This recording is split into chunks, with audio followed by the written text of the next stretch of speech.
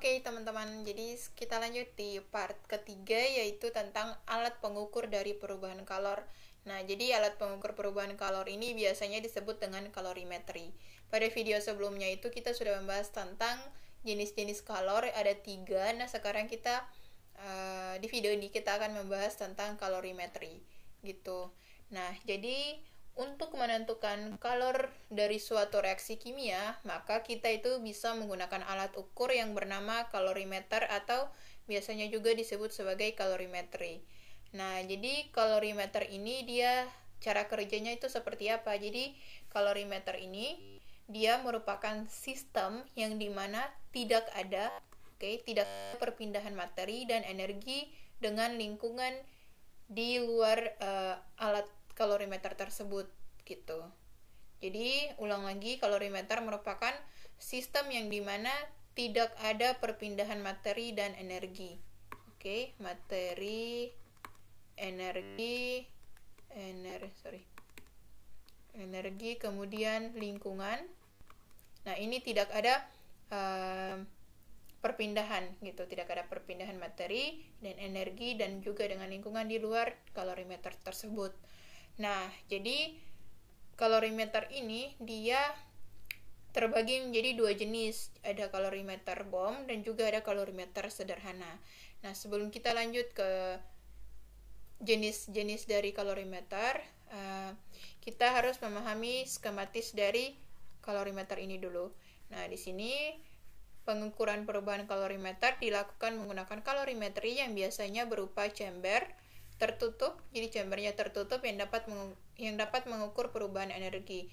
Nah, jadi chamber ini dia itu harus dalam keadaan tertutup karena berdasarkan definisi dari kalorimeter tadi bahwa cara kerjanya yaitu sistem yang dimana tidak ada perpindahan materi dan energi dengan lingkungan, sehingga chamber ini harus dalam keadaan tertutup gitu. Kemudian temperatur chamber itu diamati menggunakan termometer. Ini diamati menggunakan termometer atau termokapel. Nah, ini termometernya di sini. Jadi temperatur dari chamber diamati menggunakan termometer atau bisa juga termokapel. Nah, kemudian temperatur yang didapatkan di plot melawan waktu membentuk grafik. Nah, nantinya itu biasanya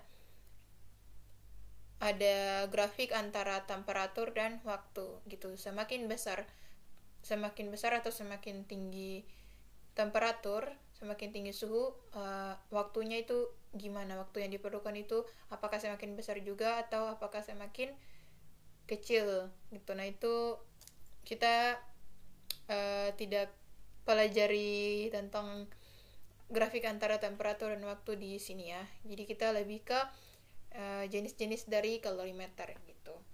Nah, jadi kan yang tadi sudah dijelaskan bahwa kalorimeter itu terbagi menjadi 2, ada kalorimeter bom dan sederhana. Nah, namun di sini kalorimeter modern itu atau kayak kalorimeter yang sekarang itu dapat membaca informasi yang dibutuhkan itu dengan cepat. Nah, jadi di sini contohnya itu adalah DSC.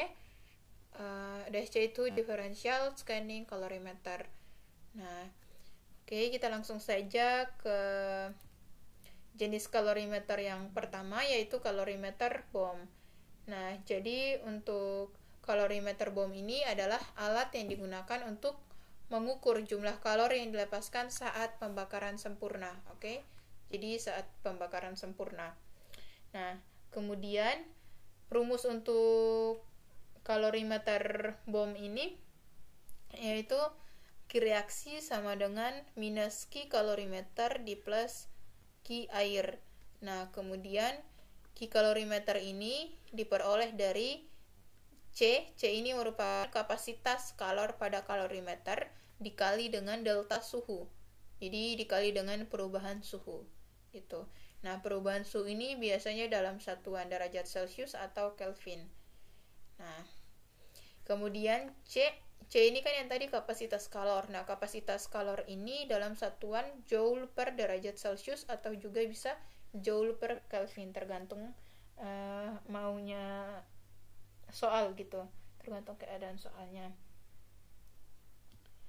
Kemudian kita Selanjutnya di jenis kalorimeter berikutnya yaitu kalorimeter sederhana.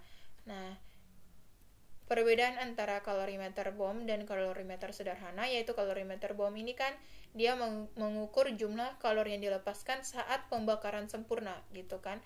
Nah, sedangkan kalorimeter sederhana itu dia dapat dibuat dari wadah atau gelas yang sifatnya itu isolator, tidak menghantarkan panas. Nah, jadi ini untuk kalorimeter sederhana, ya berdasarkan namanya gitu. Kalorimeter sederhana berarti dia dapat dibuat dari alat yang sederhana, yaitu berupa wadah atau gelas yang sifatnya itu isolator. Jadi biasanya itu bisa menggunakan gelas atau wadah dari pop mie. Nah, itu kan dia isolator, tidak menghantarkan panas. Nah, biasanya gunakan gelas pop mie untuk sebagai alat kalorimeter sederhana gitu. Kemudian untuk kalorimeter bom yang tadi kan dia mengukur jumlah kalori yang dilepaskan saat pembakaran sempurna, sehingga rumusnya yaitu Q reaksi sama minus dari Q kalorimeter ditambah dengan Q air. Nah, sedangkan untuk kalorimeter sederhana, dia rumusnya yaitu Q reaksi sama dengan minus Q kalorimeter ditambah dengan Q larutan. Nah, jadi di sini menggunakan Q larutan ya. Nah, sedangkan untuk kalorimeter bom dia menggunakan Q air. Nah, Q larutan yang dimaksudkan di sini ini apa? Jadi dari persamaan ini bisa juga dituliskan Q reaksi itu sama saja dengan minus Q larutan. Jadi Q kalorimeter ini bisa diabaikan saja karena ini tuh merupakan kalorimeter sederhana gitu. Jadi Q reaksi sama dengan minus Q larutan. Nah, Q reaksi ini, Q larutan ini bisa dihitung menggunakan ini. Rumus M kali C dikali delta T.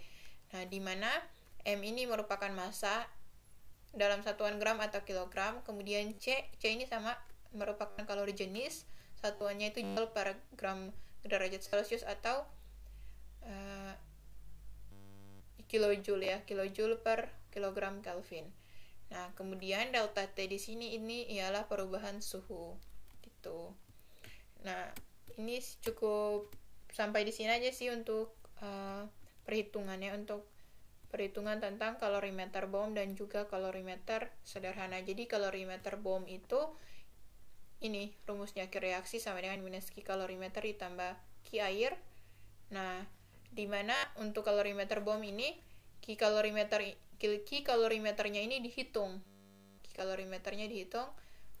Jadi Q kalorimeter sama dengan C kalorimeter dikali delta T. Sedangkan untuk kalorimeter sederhana, Q kalorimeternya ini seakan-akan diabaikan gitu. Jadi diabaikan karena sederhana, sehingga Q reaksi itu sama dengan minus Q larutan.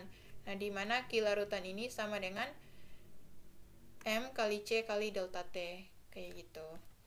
Nah, untuk video selanjutnya kita itu akan membahas tentang reaksi eksoterm dan endoterm dalam termokimia.